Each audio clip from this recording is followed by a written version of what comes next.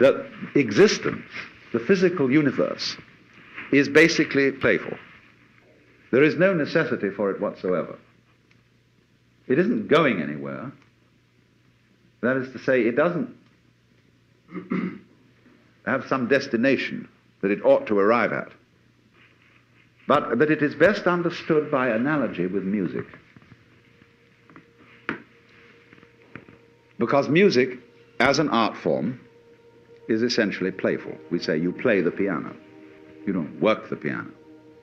Why? Music differs from, say, travel.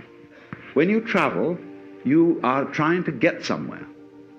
In music, though, one doesn't make the end of a composition the point of the composition. If that were so, the best conductors would be those who played fastest.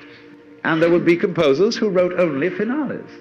People go to a concert just to hear one crashing chord, because that's the end. Same way in dancing. You don't aim at a particular spot in the room. That's where you should arrive. The whole point of the dancing is the dance. Now, but we don't see that as something brought by our education into our everyday conduct. We've got a system of schooling which gives a completely different impression. It's all graded. And what we do is we put the child into the corridor of this grade system with a kind of, come on, kitty, kitty, kitty.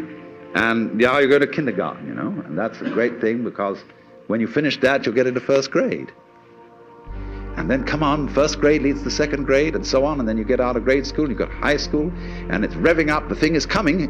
Then you're going to go to college, and by Jove, then you get into graduate school, and when you're through with graduate school, you go out to join the world. And then you get into some racket where you're selling insurance, and they've got that quota to make, and you're going to make that, and all the time the thing is coming. It's coming, it's coming, that great thing, the success you're working for. Then when you wake up one day about 40 years old, you say, my God, I've arrived. I'm there.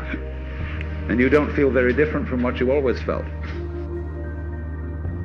Look at the people who live to retire and put those savings away.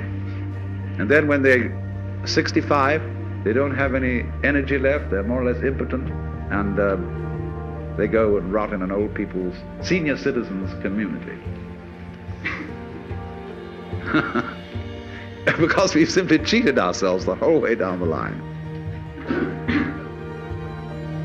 We thought of life by analogy with a journey, with a pilgrimage, which had a serious purpose at the end, and the thing was to get to that end, success or whatever it is, or maybe heaven after you're dead.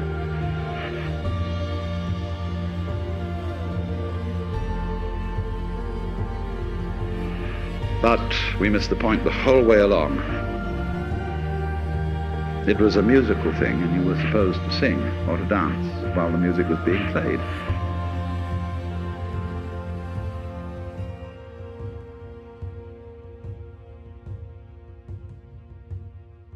You taught me the courage of stars before you left.